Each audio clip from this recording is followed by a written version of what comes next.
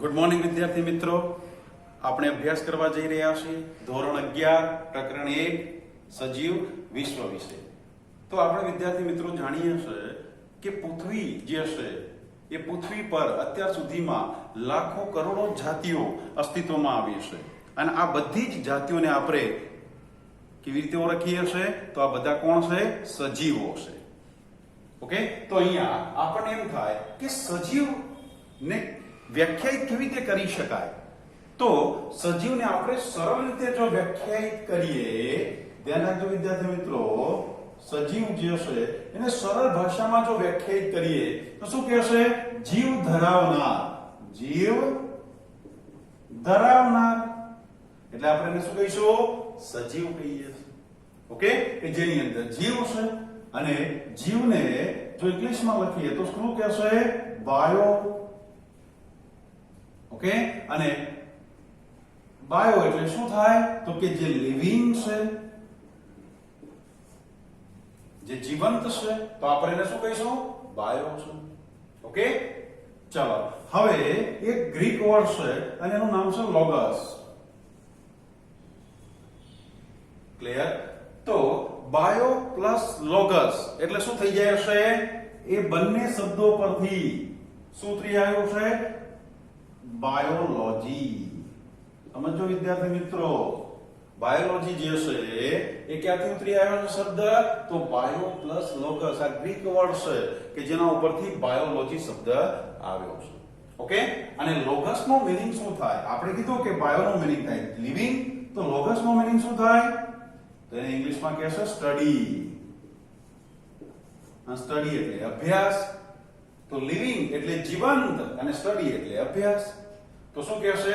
જીવંત રચનાઓનો અભ્યાસ, જેને આપણે શું કહીએ છીએ? બાયોલોજી તરીકે ઓળખાય છે. ઓકે વિદ્યાર્થી મિત્રો, અને બાયોલોજી જે છે એ બાયોલોજીની અંદર એક વૈજ્ઞાનિક છે કે જેનું ખૂબ મોટું યોગદાન રહ્યું છે અને વૈજ્ઞાનિકનું નામ છે એરિસ્ટોટલ. એનું નામ શું છે? એરિસ્ટોટલ.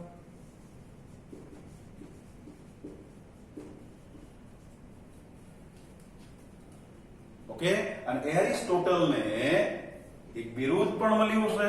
શું મળ્યું છે? એમના કામને આધારે એરિસ્ટોટલને શું કીધા છે? Father of. સમજો, એને એરિસ્ટોટલને શું કીધા છે? Father of biology. તમને પૂછવામાં આવે કે ફાધર ઓફ બાયોલોજી કોણ છે, એટલે કે બાયોલોજીના પિતા કોણ છે? તો કોણ છે? એરિસ્ટોટલ. જેને શું કીધા છે? Father of biology. જે વિજ્ઞાનના પિતા તરીકે કોણ ઓળખાય છે? તો એરિસ્ટોટલ ઓળખાય છે. ક્લિયર? અને અહીંયા બાયોલોજી જે છે એમાં મુખ્ય બે શાખાઓ જોવા મળે છે. બાયોલોજીમાં કેટલી? તો કે બાયોલોજીમાં મુખ્ય બે શાખાઓ આવેલી છે. કઈ કઈ બે શાખાઓ આવેલી છે? તો એક શાખાને કહેશે ઝૂલોજી અને બીજાને શું કહેશે? બોટની. ઝૂલોજી એટલે પ્રાણીશાસ્ત્ર. ગુજરાતીમાં આપણે શું કહીએ છીએ? પ્રાણીશાસ્ત્ર. જ્યાં પ્રાણીઓનો અભ્યાસ એટલે કે પ્રાણીશાસ્ત્ર. અને બોટની એટલે વનસ્પતિ શાસ્ત્ર. જ્યાં કોના અભ્યાસની વાત કરે છે? વનસ્પતિના અભ્યાસની વાત કરે છે. ક્લિયર વિદ્યાર્થી મિત્રો? ચલો હવે પ્રાણીશાસ્ત્રની અંદર આપણે જોઈએ તો જેમ આપણે અહીંયા કીધું કે ફાધર ઓફ બાયોલોજી તરીકે કોનું નામ છે? એરિસ્ટોટલનું છે. તો એ પ્રમાણે ઝૂલોજીના પિતા કોણ છે? પ્રાણીશાસ્ત્રના પિતા તરીકે કોને ઓળખાય છે? તો પ્રાણીશાસ્ત્રના પિતા કોણ છે? તો પ્રાણીશાસ્ત્રના પિતા છે father of zoology. Father of zoology તરીકે કોણ ઓળખાય છે? તો એનું નામ છે એરિસ્ટોટલ. કયા એરિસ્ટોટલ? આ એરિસ્ટોટલ. ઓકે, કોણ છે? એરિસ્ટોટલ.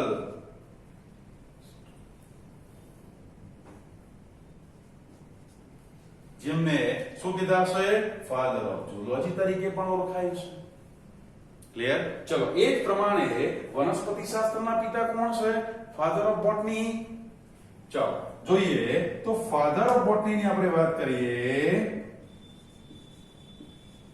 ફાધર ઓફ બોટની, તો ફાધર ઓફ બોટની તરીકે કોણ ઓળખાય છે? થિયોફેસ્ટસ. યાદ રાખજો વિદ્યાર્થી મિત્રો, આને યાદ રાખી લઈશું. કોણ છે? થિયોફેસ્ટસ. થિયોફેસ્ટસ છે કે જે કયા નામે ઓળખાય છે? તો થિયોફેસ્ટસ ને કહે છે ફાધર ઓફ બોટની તરીકે ઓળખાય છે. વનસ્પતિ શાસ્ત્રના પિતા તરીકે કોણ છે? થિયોફેસ્ટસ છે. ઓકે, તો આને આપણે નોટ કરી લઈશું આપણી નોટની અંદર કે ફાધર ઓફ બાયોલોજી તરીકે કોણ છે? એરિસ્ટોટલ છે. અને એ જ એરિસ્ટોટલ ફાધર ઓફ ઝૂઓલોજી તરીકે પણ ઓળખાય છે. અને જ્યાં વનસ્પતિ શાસ્ત્રના પિતા તરીકે કોણ છે? થિયોફ્રેસ્ટસ છે. ઓકે, ચલો આને આપણે નોટ કરી લઈશું. પછી આગળ જઈએ. આપણી એનસીઈઆરટી બુકમાં છે નહીં, એના 12મું છે, આપણે સરસ રીતે નોટ કરી લઈએ. ચલો પછી આગળ જોઈએ. જીવ વિશ્વ વિશે. તો આ પ્રકરણની અંદર આપણે જોઈએ તો શું કહેશે કે સજીવ વિશ્વ. સજીવ વિશ્વ એટલે કે પૃથ્વી પર આજ સુધીમાં લાખો કરોડો જાતિઓ અસ્તિત્વમાં આવી છે. અને આ બધી જાતિઓને આપણે કયા નામે ઓળખીએ છીએ? તો બધા સજીવો તરીકે ઓળખીએ છીએ. અને આવા સજીવો એ કોઈ ચોક્કસ નિવાસ સ્થાનની અંદર શું કરે છે? વસવાટ કરે છે. અને આવા સજીવો વિશ્વ જે છે એ અદ્ભુત છે. અને અદ્ભુત નિવાસ સ્થાનની અંદર કેવા કે જુદા જુદા સજીવો શું કરે છે? વસવાટ કરતા હોય છે. ચલો જોઈએ તો એવા નિવાસસ્થાનની વાત કરીએ તો એ નિવાસસ્થાનને શું કહેશે? સર્વોત્તમ નિવાસસ્થાન કહે છે. અને સર્વોત્તમ એટલે સર્વ વત્તા ઉત્તમ. અને એવા જે નિવાસસ્થાનો છે એવા નિવાસસ્થાનોને કહીએ તો કયા નિવાસસ્થાનો છે? તો કે ઠંડાગાર, પર્વતો. અને ઠંડાગાર પર્વતો એટલે હિમાચ્છાદિત પર્વતો જે બરફથી છવાયેલા હોય છે, જેને શું કહેશે? ઠંડાગાર પર્વતો. આ ઉપરાંત જોઈએ તો કે રણ પ્રદેશો છે, મીઠા પાણીના જળાશયો છે,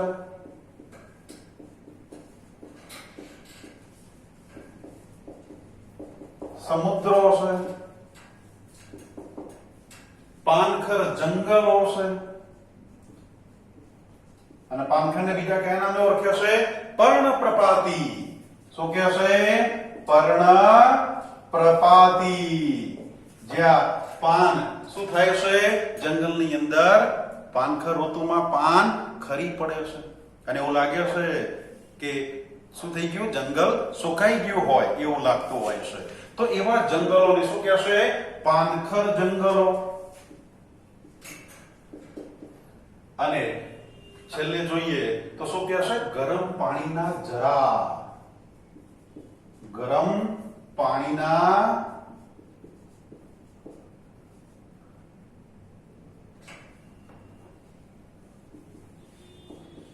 ઝરાઓ છે.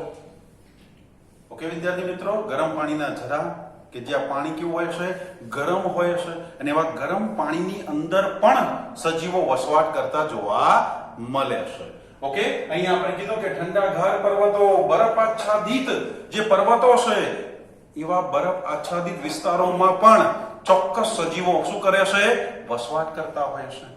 ગરમ પાણીના ઝરામાં પણ કેટલાક ચોક્કસ સજીવો શું કરે છે? વસવાટ કરે છે. કેટલાક બેક્ટેરિયા છે જેનું નામ છે થર્મસ એક્વેટિકસ. આ બેક્ટેરિયા ક્યાં જોવા મળે છે? ગરમ પાણીના ઝરામાં રહેતા હોય છે. અને 100 ડિગ્રી ટેમ્પરેચર સુધીનું જે પાણી હોય એની અંદર પણ એ જીવંત અવસ્થામાં શું થાય છે? મળી આવે છે. તો આ બધા જે નિવાસસ્થાનો છે એ કેવા છે? ચોક્કસ વિશિષ્ટ નિવાસસ્થાનો છે જેની અંદર ચોક્કસ પ્રકારના સજીવો શું કરે છે? વસવાટ કરતા હોય છે. અને આવા નિવાસસ્થાનોની અંદર જોતા હોય તો કયા સજીવો વસવાટ કરે છે? જેના ઉદાહરણ તરીકે લઈએ તો શું કહેશે? ગેલોપિંગ હોર્સ, ઝડપવાન ઘોડો છે. અહીંયા આપણે એક ઉદાહરણને લઈ રહ્યા છે કે જે આપણી એનસીઆરટી બુકમાં છે. ઓકે, ચલો, ઝડપવાન ઘોડો છે. આ ઉપરાંત જોઈએ તો સ્થળાંતરિત કરતા પક્ષીઓ છે.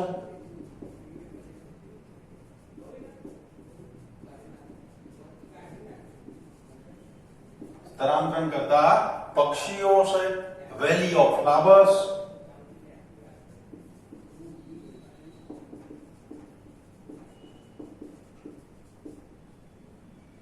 અને હુમલો કરતી શાર્ક.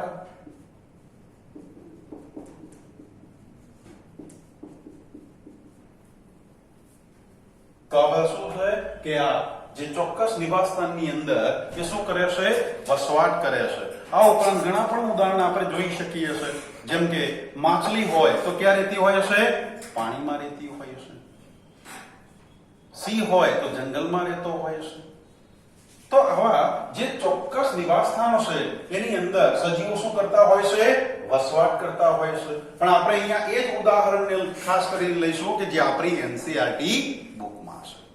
ઓકે વિદ્યાર્થી મિત્રો, ચલો, આ બધા કોણ છે કે સજીવો છે જે પર્ટિક્યુલર એક ચોક્કસ નિવાસસ્થાનની અંદર એ અનુલક્ષીને એની અંદર રહેતા હોય છે. અને એ પ્રમાણે એ નિવાસસ્થાનને આધારે એની અંદર શું થાય છે કે લાક્ષણિકતાઓ વિકાસ પામી હોય છે. અને આવી જે લાક્ષણિકતાઓ છે એ ના આધારે આપણે કહી શકીએ છીએ કે કયા પ્રકારનો સજીવ છે. તો અહીંયા આપણે સમજીશું કે આ સજીવો જે છે, પણ સજીવ એટલે શું? ચલો સમજીએ. સજીવ એટલે શું? આપણે ચર્ચા કરી કે ચોક્કસ પ્રકારના નિવાસસ્થાનોની અંદર ચોક્કસ પ્રકારના સજીવો વસવાટ કરે છે. પણ સજીવ શું છે? કોને સજીવ કહીશું? તો સજીવ એટલે આપણે સરળ ભાષામાં એને સમજીએ તો શું કે જે જીવ ધરાવે છે એને આપણે શું કહીએ છે?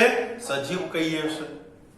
પણ સજીવને ચોક્કસ રીતે વ્યાખ્યાયિત કરવું હોય તો એના માટે શું હોવા જોઈએ? કોઈ લક્ષણો હોય કે જેના આધારે આ સજીવ છે એ આપણે કહી શકીએ. હવે તો સજીવ છે એ સજીવને ઓળખવું હોય તો એના માટે શું હોવું જોઈએ? ચોક્કસ પ્રકારની લાક્ષણિકતાઓ હોય અને જેના આધારે આ સજીવ છે એમ કહી શકાય. જેમ કે કોઈ વ્યક્તિ છે એ આવીને મળે છે અને એમ કે મેં આજે એક પ્રાણી જોયું. તો આપણે કયું પ્રાણી જોયું? તો કે હું એને ઓળખતો નથી. તો આપણે એને કહીએ કે એ કેવું દેખાય છે? તો એ કે એ પ્રાણી એવું લાગે છે કે ભૂમિ પર વસવાટ કરતું શાયદ સૌથી મોટું પ્રાણી હશે. એના થાંભલા જેવા પગ છે, આગળ લાંબી સૂંઢ છે, 2 દાંત હતા આગળ.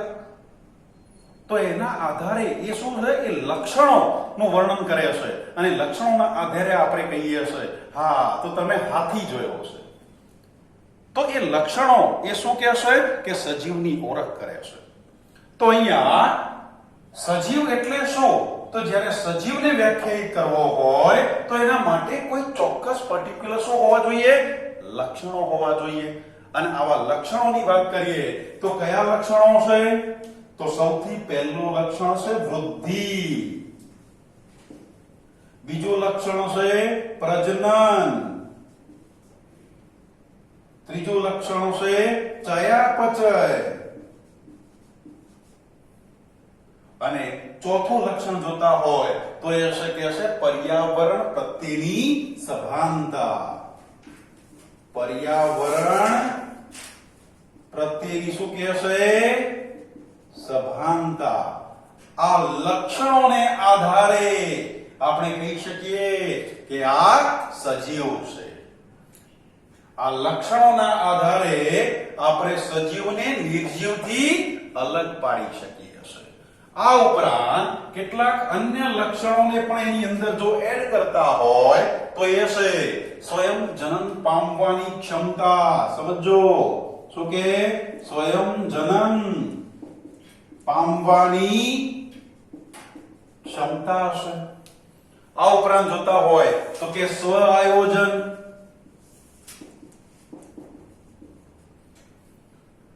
પરસ્પર આકર્ષણ અને એકબીજા પરનો પ્રભાવ. આ ઉપરાંત જોતા શું કે પરસ્પર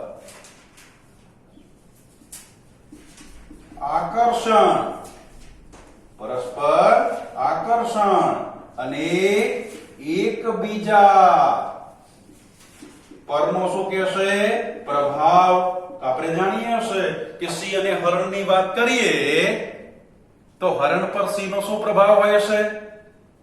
સિંહને જોતાની સાથે જ હરણ શું કરે છે? ભાગે છે. ભાગે છે ને?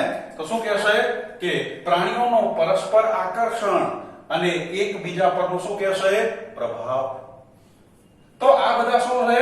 લક્ષણો છે કે જે લક્ષણોને આધારે આપણે કહી શકીએ છે કે આ નિર્જીવ નથી, આ સજીવ છે.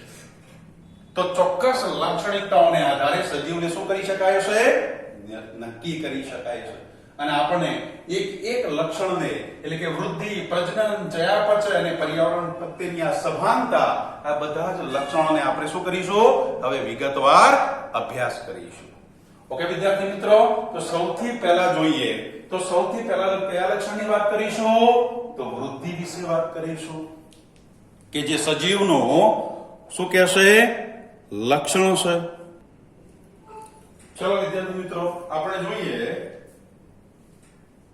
તો શું જોઈએ કે વૃદ્ધિ એ સજીવ હોવાના લક્ષણ તરીકે સમજો. ચાલો કે સજીવ છે એની ઓળખ માટે શું કહેશે? સૌથી પહેલું લક્ષણ એટલે કે વૃદ્ધિ છે. અને વૃદ્ધિને આપણે વ્યાખ્યાયિત કરીએ તો વૃદ્ધિ એટલે શું? તો કે કદ અને સંખ્યામાં વધવું, જેને શું કહેશે? વૃદ્ધિ તરીકે ઓળખાય છે. સમજો વિદ્યાર્થી મિત્રો શું કહેશે? વૃદ્ધિ એટલે શું? તો કદમાં અને સંખ્યામાં થતો વધારો, જેને શું કહેશે? વૃદ્ધિ તરીકે ઓળખાય છે. અને અહીંયા સજીવના લક્ષણ તરીકે જ્યારે વૃદ્ધિને જોઈએ છે ત્યારે આપણે જાણીએ છે કે સજીવો બે પ્રકારના છે. એક છે બહુકોષી સજીવો અને બીજો છે એકકોષી સજીવો. બહુકોષી સજીવની જ્યારે વાત કરીએ છીએ ત્યારે એની દેહ રચના કેવી હોય છે? જટિલ હોય છે. અને આવા સજીવો જે છે એ સજીવોની અંદર જોઈએ તો એના બે પ્રકાર પાડી શકાય. કયા બે પ્રકાર? તો કે છે વનસ્પતિઓ અને પ્રાણીઓ. ચલો વનસ્પતિની અંદર આપણે વાત કરીએ તો વનસ્પતિઓની અંદર વૃદ્ધિ જીવંત પર્યંત જોવા મળે છે. બરાબર શબ્દને ધ્યાને લઈ લેજો વિદ્યાર્થી મિત્રો, આ કારણ કે આ એમસીક્યુ ની અંદર પણ આવી શકે છે. તો વનસ્પતિઓ જે છે એ વનસ્પતિઓની અંદર વૃદ્ધિ કેવી હોય છે? જીવંત પર્યંત. જ્યાં સુધી વનસ્પતિ જીવંત છે ત્યાં સુધી વનસ્પતિમાં શું થતી હોય છે? વૃદ્ધિ થતી હોય છે. માટે શું કહેશે કે વનસ્પતિની અંદર જે વૃદ્ધિ છે એ વૃદ્ધિ કેવી હોય છે? જીવંત પર્યંત જોવા મળે છે. કે જ્યાં સુધી વનસ્પતિ જીવંત અવસ્થામાં છે ત્યાં સુધી સતત શું કરે છે? વૃદ્ધિ કરે છે. જ્યારે પ્રાણીઓની અંદર જોઈએ તો વૃદ્ધિ કેવી હોય છે? મર્યાદિત હોય છે. કોઈ ચોક્કસ ઉંમર સુધી જ વૃદ્ધિ થતી હોય છે. પ્રાણીઓમાં શું કહે છે કે વૃદ્ધિ જે છે એ વૃદ્ધિ ચોક્કસ ઉંમર સુધી જ વૃદ્ધિ થતી જોવા મળે છે. આપણે જાણીએ છીએ કે બાળકનો જન્મ થાય એના પછી એ 16 વર્ષનો થાય કે 15 વર્ષનો થાય ત્યાં સુધી આપણે જોઈએ તો કેટલા ફૂટ હાઈટ થઈ શકે એની એવરેજ લખીએ કે 5 ફૂટ હાઈટ થઈ હશે. સમજો વિદ્યાર્થી મિત્રો કે એક બાળકનો જન્મ પછી એ 15 વર્ષનો થાય છે ત્યાં સુધી એની હાઈટ કેટલા સુધી હોઈ શકે તો કે 5 ફૂટ સુધી હોઈ શકે. આપણે એવરેજ લઈ રહ્યા છીએ. હવે એ બાળક 15 વર્ષનું થયું ત્યાં સુધી એની હાઈટ કેટલી થઈ ગઈ તો કે 5 ફૂટ છે. હવે એ બાળક 30 વર્ષનો થાય છે જો પ્રાણીઓમાં વૃદ્ધિ જીવંત પર્યંત હોય તો. ઓકે, તો હવે એ બાળક જ્યારે 30 વર્ષનું થશે તો સમજો એ બાળક 30 વર્ષે કેટલા ફૂટ હાઈટ ધરાવતો હશે તો કે 10 ફૂટ. જો એ બાળક 45 વર્ષનું થાય છે તો કેટલું થશે 15 ફૂટ. 60 વર્ષે 20 ફૂટ. હવે જો એ સદી મારી લે તો સમજો એની હાઈટ કેટલી હશે. તો અહીંયા શું કહેવા માંગ્યા છે કે પ્રાણીઓ જો જીવંત પર્યંત વૃદ્ધિ થાય તો માણસ અને હાથી કેવડા મોટા હોય પણ એવું થતું નથી. શું થાય છે તો કે પ્રાણીઓની અંદર ચોક્કસ ઉંમર સુધી જ વૃદ્ધિ થાય છે પછી વૃદ્ધિ થતી નથી. વૃદ્ધિમાં શું થાય છે ઘટે છે. વૃદ્ધિ દર શું થઈ જાય ઘટી જાય છે. પણ વનસ્પતિઓમાં તો વૃદ્ધિ જીવંત પર્યંત જોવા મળે છે. ઓકે, અને સાથે સાથે બહુકોષી જે સજીવો હોય એની અંદર જ્યારે કોષો નાશ પામે છે તો એની જગ્યાએ પેશી સતત શું કરે છે નવા કોષોનો ઉમેરો કરે છે. સમજો વિદ્યાર્થી મિત્રો એ પણ યાદ રાખી લઈશું કે આવા જે જટિલ બહુકોષી સજીવો હોય એની અંદર જ્યારે કોષો નાશ પામે છે ત્યારે એની જગ્યાએ નવા કોષોનો શું થાય છે ઉમેરો થતો હોય છે. અને કેટલીક વિશિષ્ટ પેશીઓ દ્વારા એ કોષોનો શું કરવામાં આવે છે ઉમેરો કરવામાં આવે છે. ઓકે, ચલો હવે જોઈએ તો બીજા જે સજીવો છે કેવા છે એકોષી સજીવો છે. અને એકોષી સજીવ તરીકે આપણે લઈએ તો કયા હોઈ શકે બેક્ટેરિયા છે, અમીબા છે. તો આ બધા કેવા સજીવો છે એકોષી સજીવો છે. અને એક કોષી સજીવોની અંદર વૃદ્ધિ કેવી રીતે થાય છે તો એક કોષી સજીવોમાં કોષ વિભાજન દ્વારા એ શું પામે છે વૃદ્ધિ પામતા હોય છે. ઓકે, તો એક કોષી સજીવોમાં શું કીધું કોષ વિભાજન દ્વારા. એ પ્રમાણે બહુકોષી સજીવોમાં પણ વૃદ્ધિ કેવી રીતે થાય છે આપણે કીધું કે કોષોનો ઉમેરો થાય છે. પણ એ કોષો કેવી રીતે ઉમેરાય છે કોષ વિભાજનની પ્રક્રિયાથી. યાદ રાખી લઈશું કે બહુકોષી હોય કે એકકોષી સજીવો હોય પણ એમાં વૃદ્ધિ માટે શું થાય છે કોષ વિભાજનની ક્રિયા થાય છે. અને કોષ વિભાજનની ક્રિયા દ્વારા શું થતી હોય છે વૃદ્ધિ થતી જોવા મળે છે. તો અહીંયા એકકોષી સજીવોમાં બેક્ટેરિયા અને અમીબાની આપણે વાત કરીએ તો કોષ વિભાજન દ્વારા એ શું થતા હોય છે વૃદ્ધિ પામે છે. અને જ્યાં જોઈએ કેવી રીતે તો કે એક બેક્ટેરિયા છે એ કોષ વિભાજન પામે છે અને કોષ વિભાજન દ્વારા એ શું થઈ જશે કે બે બેક્ટેરિયામાં પરિણમે છે. પાછા બંને બેક્ટેરિયા પાછા કોષ વિભાજન પામશે અને શું થશે કે બીજા 4 બેક્ટેરિયામાં પરિણમે છે. સમજો વિદ્યાર્થી મિત્રો શું કીધું કે એક બેક્ટેરિયા હતો એ કોષ વિભાજન પામી શું કરે છે એની સંખ્યામાં પણ શું કરે વધારો કરે છે. જો અહીંયા એક જ હતો અહીંયા કેટલા થઈ ગયા 4 થઈ ગયા ને તો એની સંખ્યામાં શું થયો વધારો થયો છે. એ જ પ્રમાણે એક બેક્ટેરિયાનું કદ આટલું જ હતું પણ 4 બેક્ટેરિયા થાય ત્યારે કદમાં પણ શું થશે વધારો થશે. તો સંખ્યા અને કદમાં વધવું એ તો વૃદ્ધિ છે. તો એક કોષી સજીવો જે છે એ આ પ્રમાણે શું થતા હોય છે વૃદ્ધિ પામતા જોવા મળે છે. અને આવા જે બેક્ટેરિયા કે અમીબા છે એક કોષી સજીવો છે એની આપણે વૃદ્ધિ જોવી હોય સમજો કે બહુકોષી સજીવ હોય એની વૃદ્ધિ આપણે નરી આંખે જોઈ શકીએ છીએ. આપણા ઘર આગળ એક નાનો છોડ વાયો હોય તો એ છોડ મોટો થાય છે એ આપણે જોઈ શકીએ છીએ. પણ એક કોષી સજીવોને આપણે નરી આંખે જોઈ શકતા નથી. તો આવા સજીવોની વૃદ્ધિને આપણે જોવી હોય, એટલે કે એક બેક્ટેરિયામાંથી 4 બેક્ટેરિયા બન્યા છે, એ આપણે જોવું હોય તો એના માટે શેની જરૂર પડે છે? પ્રયોગશાળાની જરૂર પડે છે. શેની જરૂરિયાત પડે છે? પ્રયોગશાળાની. કે એક કોષી સજીવોની વૃદ્ધિ માટે પ્રયોગશાળા જોઈએ છે. અને પ્રયોગશાળાની અંદર શું કહેશે? સંવર્ધન માધ્યમ. સંવર્ધન માધ્યમ પર આ જે એક કોષી સજીવો છે એનો શું કરવામાં આવ્યો છે? ઉછેર કરી શકાય છે. અને સંવર્ધન માધ્યમ તરીકે શેનો ઉપયોગ થાય છે? આપણે નોટ કરી રાખીશું, આગળના ચેપ્ટરમાં આવશે. ઓકે, તો સંવર્ધન માધ્યમ તરીકે શું હોય છે? અગર હોય છે. અગર નો ઉપયોગ કરાય છે. અને આ અગર જે સંવર્ધન માધ્યમ છે એની ઉપર આ બેક્ટેરિયા જે છે એની આપણે વૃદ્ધિને જોઈ શકીએ છીએ. ઓકે, કે જેની અંદર પ્રયોગશાળામાં સંવર્ધન માધ્યમ પર બેક્ટેરિયાની વૃદ્ધિને કોના વડે? તો સૂક્ષ્મદર્શક માઇક્રોસ્કોપ જે છે એના વડે આપણે એની વૃદ્ધિને જોઈ શકીએ છીએ કે એકમાંથી બેક્ટેરિયા એની સંખ્યામાં પણ વધે છે અને એના કદમાં પણ શું થતો જોવા મળે છે? વધારો થતો જોવા મળે છે.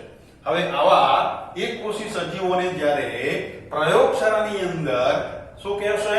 કે એની વૃદ્ધિ જોઈએ છે તો એના માટે શબ્દ શું વાપરીએ છે? In vitro. સમજો, આ શબ્દને યાદ રાખવાનો છે કે પ્રયોગશાળાની અંદર જ્યારે આપણે પ્રયોગના માધ્યમથી જ્યારે જોઈએ છે કોની? એક કોષી સજીવોની વૃદ્ધિ, તો આપણે એને શું કહીશું? ઇન વિટ્રો છે. જો પ્રયોગશાળાની બહારની બાજુએ આપણે જો સજીવની વૃદ્ધિ જોઈએ તો એને શું કહેશે? ઇન વિવો કહેશે. ક્લિયર? તો એક કોષી સજીવોની ઇન વિટ્રો દ્વારા શું કહેશે? કે સંવર્ધન માધ્યમ પર એક કોષી સજીવોની આપણે વૃદ્ધિ જોઈ શકીએ છીએ. ક્લિયર? ઓકે, તો આપણે આ કોની વાત કરી? કે સજીવોમાં વૃદ્ધિ કેવી રીતે થાય છે. પણ હવે આપણે જ્યારે એની વ્યાખ્યા જોઈએ છે ત્યારે બરાબર ધ્યાન રાખજો કે કદમાં અને સંખ્યામાં વધવો એને આપણે વૃદ્ધિ કહી દીધી. અને જે ની અંદર કદ વધે છે, એની સંખ્યા વધે છે, તો આપણે એને શું કહી દીધું? કે આ સજીવ છે. કારણ કે શું પામે છે? વૃદ્ધિ પામે છે. પણ સમજો વિદ્યાર્થી મિત્રો, કેટલાક નિર્જીવ પણ છે કે જેના ઉદાહરણ આપણે લઈએ તો કે છે પર્વતો છે, શિલાખંડો છે, રેતીના ઢગલા છે, કે જેની અંદર શું થતો હોય છે? વધારો થતો હોય છે.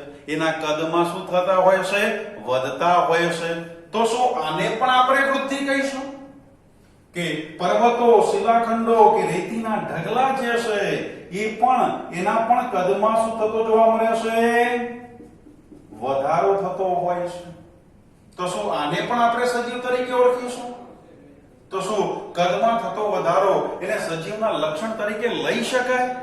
સમજો, જો કદમાં વધવું અને સંખ્યામાં વધવું એને આપણે વૃદ્ધિ કહીએ છીએ. અને વૃદ્ધિ સજીવનું લક્ષણ છે. કોના આધારે? કદમાં અને સંખ્યામાં વધવું. તો અહીંયા નિર્જીવ જે રચનાઓ છે કે પર્વતો, શિલાખંડો અને રેતીના ઢગલા જે છે, સેન્ટિયોન્સ છે, એ પણ શું થાય છે? કદમાં વધે છે. તો એ પણ સજીવ થઈ જાય. સમજવાની વાત છે કે ક્યારે રાજસ્થાન જેસલમેરમાં ગયા હોય ને તો ત્યાં રણની અંદર આપણે જોઈ શકીએ છે શું થાય છે કે એક આપણે જ્યારે જઈએ તો કે એક નાનો ઢગલો હતો રેતનો અને પવનની જો ડમરી આવે તો એ બાજુમાં એક મોટો એ ધીરે ધીરે જે નાનો ઢગલો હતો કેવો બની ગયો? મોટો બની ગયો. તો આના કદમાં શું થઈ ગયો? વધારો થઈ ગયો. તો શું આ સજીવ થઈ ગયો? શું એને આપણે સજીવ કહી દઈશું? તો ના વિદ્યાર્થી મિત્રો, કેટલાક ચોક્કસ લક્ષણોને ધ્યાને રાખીને જ સમજો, સમજવાની વાત છે કે એમ સીધો સજીવ કહી શકાતો નથી. ઓકે, કેટલીક શરતોને ધ્યાને રાખીને વૃદ્ધિ એ સજીવના લક્ષણ તરીકે લઈ શકાય છે, પણ કેટલીક શરતોને શું કરવી પડે છે? ધ્યાને રાખવી પડે છે. ઓકે વિદ્યાર્થી મિત્રો, તો અહીંયા શું કહે છે કે જે સજીવ છે એ કદ અને સંખ્યામાં શું કરે છે? વધે છે. સાથે સાથે આપણે એ પણ કીધું કે નિર્જીવ પણ એના કદમાં ઘણીવાર વધારો થતો હોય છે, માટે વૃદ્ધિને શું ન કહી શકાય? પરિપૂર્ણ રીતે સજીવના લક્ષણ તરીકે લઈ શકાતું નથી. સમજો, માત્ર કદમાં અને સંખ્યામાં જ વધવું એ વૃદ્ધિ છે, અને વૃદ્ધિ થાય એટલે સજીવ છે એ પરિપૂર્ણ રીતે સજીવના લક્ષણ તરીકે લઈ શકાતું નથી. ઓકે વિદ્યાર્થી મિત્રો, સમજાય છે કેમ નથી? તો સમજો, મેં કેટલીક શરતોને ધ્યાને રખાય છે. હવે નિર્જીવની જ્યારે વૃદ્ધિ જોઈએ છે ત્યારે કેવી હોય છે? તો એ બાહ્યથી થાય છે, એક્સટર્નલ વૃદ્ધિ હોય છે. જ્યારે સજીવોની અંદર વૃદ્ધિ જોઈએ તો એ કેવી હોય છે? આંતરિક હોય છે. સમજો વિદ્યાર્થી મિત્રો, સજીવોમાં શું થાય છે? વૃદ્ધિ આંતરિક હોય છે, એટલે કે અંદરથી વૃદ્ધિ થતી હોય છે, બહારથી વૃદ્ધિ થતી નથી. કે શરીર ઉપર મેલના થપેડા થતા જાય અને સજીવનું કદ વધતું જાય. શું આપણા શરીર ઉપર મેલના થપેડા થતા જાય છે બહારથી, અને આપણે મોટા કદમાં વધતા જઈએ છે? તો કે ના, આપણી વૃદ્ધિ ક્યાંથી થાય છે? શરીરની અંદર કોષોનો ઉમેરો થાય છે, અને એક નાનું બાળક યુવા અવસ્થા સુધી પહોંચે છે, અને એના કદમાં શું જોવા મળે છે? વધારો જોવા મળે છે. ઓકે, જ્યાં અંદરથી વૃદ્ધિ થતી હોય, એટલે કે આંતરિક વૃદ્ધિ થતી હોય. સમજો, આ શરત આવી કે સજીવ ક્યારે કહી શકાય? કે જ્યારે તેની વૃદ્ધિ કેવી હોય? આંતરિક હોય. ઓકે, બાહ્ય થી જો વૃદ્ધિ થતી હોય, બહારથી કોઈ દ્રવ્ય ઉમેરાતું હોય અને વૃદ્ધિ થતી હોય, તો એને આપણે સજીવના લક્ષણ તરીકે લઈ શકાય નહીં. ઓકે, અને એના માટે આપણે શું કીધું? કે સેમ્પિયન્સ નું ઉદાહરણ લીધું કે એક નાનો રેતીનો ઢગલો હતો, અને ઢગલા ઉપર શું થયું? કે ધૂળ ને પેલી ડમરી ચડી, અને એ પરિણામ સ્વરૂપે પવનને પરિણામે એ જે નાની ઢગલી હતી એના ઉપર શું થાય છે? તો કે ઉપરથી માટી આવીને પાછી રેત એના ઉપર શું પડે છે? પડતી જાય છે, અને ધીરે ધીરે એના ઉપર રેત પડવાથી શું થાય છે? એ જે નાની ઢગલી હતી એના કદમાં વધારો થાય છે, અને એક મોટો ઢગલો બની જાય છે. શેનો? રેતીનો મોટો ઢગલો બને છે. પણ અહીંયા શું થયું? બહારથી રેતી જે છે એ નાની ઢગલી પર આવીને પડે છે, અને એ એક મોટા કદમાં પરિણમે છે.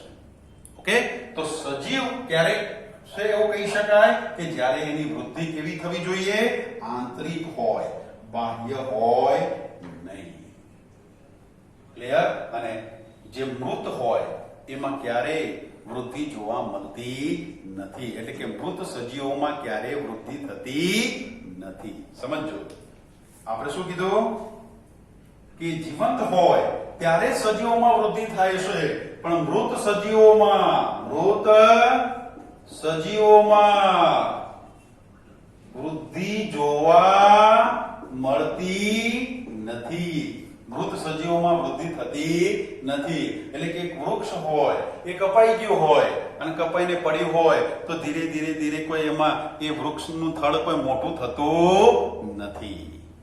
ઓકે, તો અહીંયા શું કહેશે? કે મૃત સજીવોમાં વૃદ્ધિ જોવા મળતી નથી. ક્લિયર? અને ખાસ યાદ રાખી લેજો કે બહુકોષી સજીવોની જ્યારે વાત કરીએ છીએ ત્યારે આ જટિલ સજીવો છે, અને જટિલ સજીવોની અંદર વનસ્પતિ અને પ્રાણીઓમાં જોઈએ તો વૃદ્ધિ અને પ્રજનન બંને એકબીજાની કેવી છે? પરસ્પર નિવારક ઘટનાઓ છે. સમજો, વનસ્પતિ અને પ્રાણીઓ કે જે જટિલ રચનાઓ ધરાવે છે એની અંદર આપણે કહીએ કે વૃદ્ધિ અને પ્રજનન એ કેવી છે? તો પરસ્પર નિવારક ઘટનાઓ છે. વૃદ્ધિ અને પ્રજનન એ કેવી છે? પરસ્પર નિવારક ઘટનાઓ છે. આ શબ્દને આપણે યાદ રાખી લઈશું વિદ્યાર્થી મિત્રો, કારણ કે MCQ માં આવી શકે. કેટલાક શબ્દોનું શું હોય છે? વજન હોય છે, અને એ શબ્દને ધ્યાને રાખીને પરીક્ષામાં MCQ પૂછાતા હોય છે. ઓકે, તો અહીંયા શબ્દને સમજીએ કે વૃદ્ધિ અને પ્રજનન એ જટિલ જે સજીવો છે, એ જટિલ જે રચના ધરાવતા સજીવોમાં શું કહે છે? પરસ્પર નિવારક ઘટનાઓ છે. ઓકે, અને પરસ્પર નિવારક ઘટનાઓ એટલે એને ઉદાહરણ દ્વારા જો સમજીએ ફટાફટ યાદ આવી જશે. શું કહે છે? યાદ રહી જશે કે એક સિક્કો છે તમારા જોડે, અને તમે સિક્કાને જ્યારે ઉછાળો છો ત્યારે સિક્કો જ્યારે પડે છે ત્યારે કાં તો હેડ પડશે અથવા તો ટેલ પડે છે, બંને એક સાથે હોતા નથી. ઓકે, તો એ પ્રમાણે પરસ્પર નિવારક ઘટનાઓ એટલે કે સજીવ જ્યારે વૃદ્ધિ પામે છે, એટલે કે વનસ્પતિનો વાનસ્પતિક તબક્કો હોય ત્યારે પ્રજનન હોતું નથી. સમજો. અને પ્રજનન સમયે શું નથી હોતી? વૃદ્ધિ ધીમી હોય છે. માટે આ બંને એકબીજાની કેવી છે? પરસ્પર નિવારક ઘટનાઓ છે. ક્લિયર? ચલો વિદ્યાર્થી મિત્રો, સરસ રીતે આપણને સમજાઈ ગયું છે. અહીંયા સુધી રાખીએ છે. ફરી મળીશું વૃદ્ધિના એક બીજા લક્ષણ સાથે, અને બીજું લક્ષણ કયું હશે? પ્રજનન. ઓકે, અહીંયા સુધી રાખીએ છે. Thank you.